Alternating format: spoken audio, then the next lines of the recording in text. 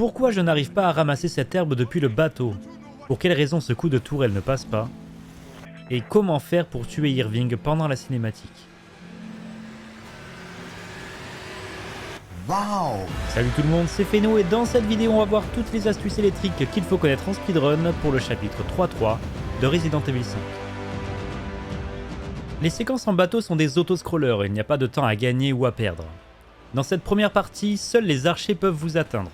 Ce sera toujours une bonne occasion de baisser sa DA si nécessaire en prenant volontairement quelques dégâts. Ce premier baril à gauche peut aussi être utilisé pour ça. Josh est quant à lui totalement invincible pendant tout le chapitre.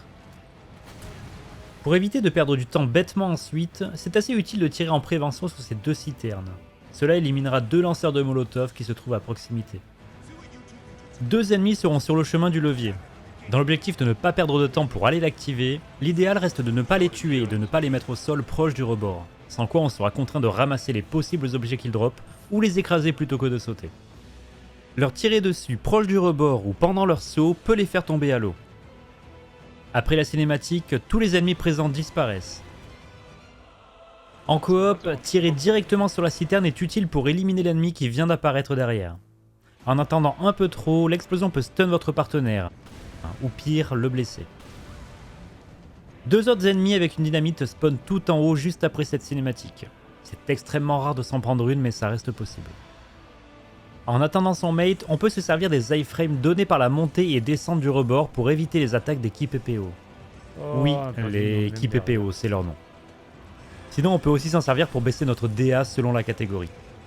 Tout comme on peut utiliser cet ennemi. Ce deuxième autoscroller est souvent utilisé pour baisser la DA, en ignorant volontairement les deux QTE. Si besoin, ce premier baril à gauche fait plus de dégâts qu'ignorer la QTE. Il est encore possible de baisser la DA en se suicidant sur cette dernière citerne. Deux choses à prendre en compte avant de le faire et éviter un game over stupide. D'abord, prendre ses distances avec votre partenaire sur le bateau pour ne pas mourir à deux. Mais aussi de bien éliminer les archers avant d'y arriver. Simplement pour éviter que Sheva se fasse cancel sa DA manip. Ou bien de vous prendre une flèche mortelle si votre barre de vie est trop basse pendant qu'elle se suicide. Il y en a 5 qui peuvent théoriquement vous toucher, mais ce sont surtout les deux premiers au-dessus qui sont les plus dangereux. Cet ennemi ici peut facilement double kill avec sa dynamite qui explose sous l'eau. Si vous faites la DA manip sur la citerne ou si vous avez simplement pris des dégâts à ce niveau, il ne devrait pas avoir eu le temps de redevenir agressif après ça. Il lancera donc sa dynamite trop tard pour vous toucher. Mais si vous n'avez pas pris de dégâts, il devrait attaquer assez vite et risque fortement de vous tuer. L'éliminer est quasi obligatoire dans ce cas. Il est possible de récupérer cette herbe depuis le bateau. C'est assez contre-intuitif mais se tourner vers elle ne fonctionne pas. Il faut simplement se coller sur le bord gauche du bateau et regarder en face. Dans cette dernière partie, les Magini spawnent en passant cette ligne.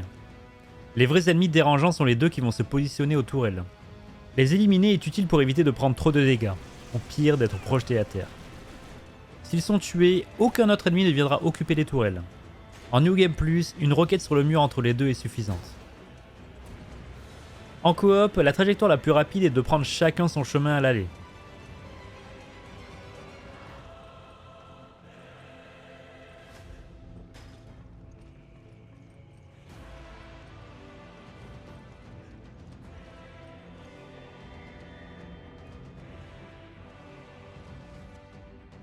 Et chacun son chemin au retour.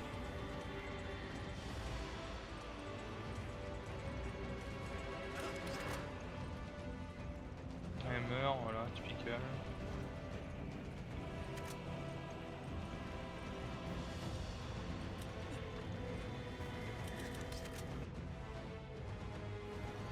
En solo, il faut passer par le chemin de la porte à l'aller comme au retour. Puis en principe, ordonnez à Sheva de prendre le premier levier, sinon elle vous suivra. Mais il est possible d'économiser le temps de cette animation. Si vous avez assez d'avance sur elle, vous pouvez aller directement sur le deuxième levier, car en le prenant, elle se dirigera directement d'elle-même vers le premier. Et si elle ne l'a pas encore dépassé, vous aurez alors gagné ce léger temps. C'est pourquoi c'est plutôt conseillé de ne pas l'attendre à la porte pour prendre cette avance. Pour la rencontre avec Irving, le bateau est pourvu de 4 tourelles, 2 automatiques à l'arrière et 2 lance-missiles sur les côtés. Un spray est disponible à cet endroit. Le combat se déroule toujours en 2 phases. La première, Irving sortira toujours de l'eau sur la gauche d'abord avec 12 000 HP dans toutes les difficultés, et dévoile son point faible dans son dos. Pendant cette phase, Irving peut prendre des dégâts dès qu'il sort de l'eau, mais il ne peut passer à la phase 2 seulement quand Chris dit Dangerous. Avant ce moment précis, c'est impossible, il reste bloqué à 1 HP. Une fois qu'il plonge, c'est tout un joyeux bordel interminable qu'on voudra absolument éviter en speedrun. Surtout parce qu'Irving ne prend que des dégâts sous cette forme, sur les côtés ou à l'arrière du bateau. Jusqu'au grade de DA5, une seule roquette fait assez de dégâts pour qu'il passe en phase 2. Au-delà de ce grade, il faut absolument toucher son point faible pour ça. Chose étonnante, mais la roquette de Lofthost ne fait pas de dégâts au point faible, seul Lot peut le toucher.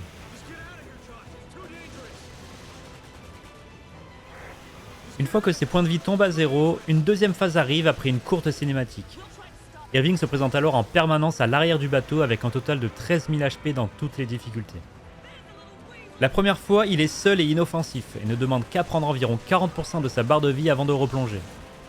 A chaque fois qu'il plonge, il attaque et peut être esquivé avec une QTE ou en s'éloignant de l'arrière du bateau.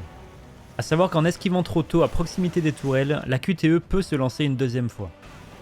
Quand il revient, à partir de maintenant, il sera toujours accompagné de 4 tentacules qui attaquent en continu. Rester aux tourelles n'immunise pas contre leurs attaques. Ils réapparaissent au fur et à mesure s'ils sont tués tant qu'Irving n'a pas pris un certain montant de dégâts, environ encore 40% supplémentaires. Puis il replonge et répète ce pattern.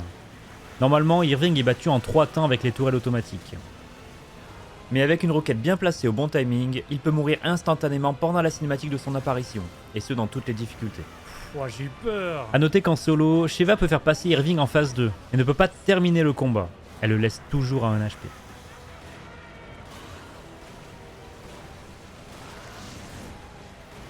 En New Game Plus, que ce soit en solo ou en coop, on peut tout faire avec l'hôte de la partie. Pour commencer, personnellement je conseille de se placer à côté du spray pour le récupérer ensuite. Puis viser Irving au niveau de la ligne d'eau, juste au-dessus de cette éclaboussure pour toujours toucher son point faible. La chose importante est de surtout tirer pendant la phrase What the hell is that thing? Le temps que la roquette arrive sur lui, Irving sera hors de l'eau et vulnérable, tombera à 1 HP mais ne passera pas encore à la phase 2. Cette roquette marche également ailleurs sur la gauche du bateau. Il faut ensuite tirer à l'arme pour faire tomber ce dernier HP restant et terminer cette phase 1 le plus vite possible, au moment exact où Chris dit Dangerous. Il ne peut passer à la phase suivante qu'à partir de ce moment-là. Ce timing est très important pour la suite, on veut absolument qu'il fasse directement dès que c'est possible. Si la roquette touche après que Chris dise Dangerous, Irving passe à la phase 2 directement, mais le timing pour la suite sera un peu trop aléatoire. C'est pour ça qu'on tire un peu plus tôt à la roquette, et qu'on finit la première phase à l'arme, pour être sûr d'avoir le timing parfait pour la suite. Ensuite, il faut se placer juste devant cette ligne en se collant sur le bord gauche du bateau. Puis viser ce coin de barrière au lance-roquette. Si la phase 1 s'est terminée au bon timing, il faut alors tirer la roquette au moment où Josh dit Just. Le kill pendant la cinématique est alors garanti. Le tir de cette roquette est simplement une histoire de timing entre la fin de la phase 1 et le début de la cinématique de la phase 2. C'est simplement pour ça qu'on se sert du Dangerous, qui marque la fin de la phase 1, et du Just, qui nous indique le bon timing avant la cinématique. Ces dialogues ne bougent jamais et forment un indicateur fiable du moment exact quand tirer la deuxième roquette. Si par exemple vous avez eu la sensation que sa phase 1 s'est terminée 1 seconde plus tard après le Dangerous, tirez 1 seconde après le Just pour compenser.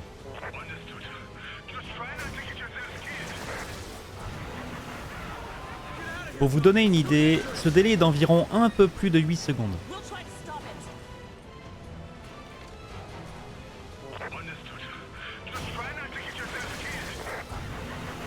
Je conseille de garder le coin de la barrière comme repère, mais voici globalement la zone où la roquette fonctionne.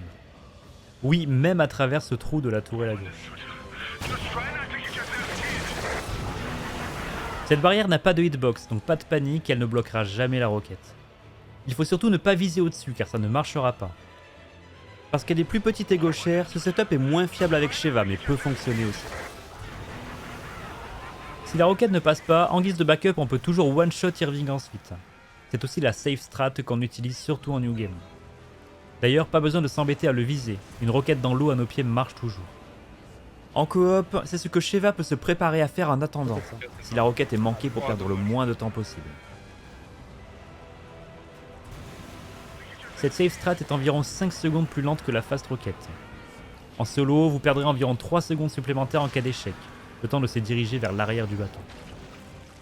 Voilà à quoi ressemble la fast strat à vitesse réelle. Se positionner sur la gauche du bateau et viser la ligne d'eau. Tirer pendant la phrase « What the hell is that thing ?» Puis terminer Irving à l'arme pour qu'il passe en phase 2 quand Chris dit « Dangerous ». Se positionner derrière la ligne au sol et viser le coin de la barrière. Tirer la roquette quand Josh dit « Just ». En New Game Co-op, la stratégie est absolument identique. La seule différence est que Sheva doit forcément tirer une roquette, et qu'avec seulement 2 lance-roquettes, la backup n'est alors pas possible ensuite. N'oubliez pas qu'à partir du grade de D à 5, Sheva ne peut pas one-shot la phase 1. Il faut donc que soit Chris s'en occupe et c'est alors à Sheva de faire la deuxième roquette, soit l'aider avec un coup de tourelle, sans qu'elle n'ait besoin de viser le point faible.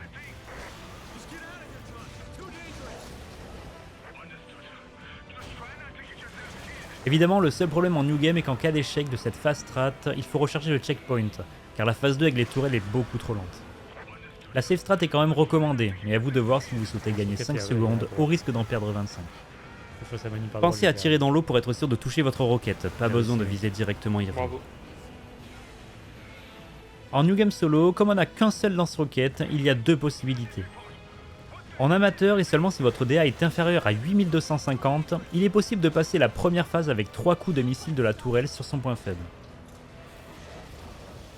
Pour le premier tir, il faut juste baisser légèrement le viseur pour se situer un peu au-dessus de la ligne d'eau. Et tirer dès qu'on voit les sortes d'épines du dos d'Irving sortir de l'eau. A partir de là, il faut maintenir la touche de tir pour envoyer les missiles restants dès que c'est possible. Le deuxième se fait en mettant un grand coup de viseur à gauche. Si les 2 premiers ont touché, Irving va alors vouloir plonger. En tirant le troisième au même endroit, ou avec un léger coup de viseur à droite, le missile terminera sa phase 1. Chose très importante, il faut absolument conserver la visée à la tourelle jusqu'à ce que ce troisième coup de missile touche. En partant trop tôt et pour une raison assez mystérieuse, Irving ne prendra pas les dégâts. Le coup de lance-roquette est ensuite le même. Se positionner devant la même ligne au sol et viser dans cette zone, mais toujours de préférence le coin de la barrière. Vu que la phase 1 s'est terminée plus tard, on n'a pas de réel indicateur avec le dialogue pour connaître le timing exact quand tirer la roquette. J'ai eu peur. Il faut garder en mémoire que c'est environ un peu plus de 8 secondes après la fin de la phase 1. Personnellement, je me sers de la musique pour connaître le bon timing. En tirant le premier missile toujours au même moment, quand Irving surgit de l'eau, la phase 1 se termine donc également au même moment. Voici donc pour ma part à quel moment de la musique je tire cette roquette.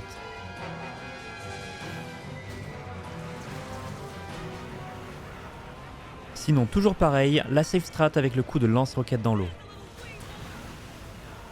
Au-delà de cette DA et pour les autres difficultés, la tourelle ne fait pas assez de dégâts. Le plus opti reste de mettre la roquette sur la phase 1, elle serait sinon interminable. Comme il n'y a pas de fast rocket derrière, le timing parfait au mot Dangerous pour qu'il passe en phase 2 n'est pas forcément obligatoire. Ensuite, il faut se diriger à l'arrière du bateau, ordonner à Sheva de prendre une tourelle et de mitrailler Irving en 3 temps sans se préoccuper des tentacules. Attention de bien esquiver son attaque entre chaque séquence de DPS. Voilà pour les choses à savoir sur ce 8ème chapitre, j'espère que ça vous aura été utile et que vous avez appris des choses. Les autres chapitres et d'autres guides sur le Speedrunner 5 sont disponibles dans la playlist en description. Merci d'avoir suivi cette vidéo et bonne chance dans vos runs.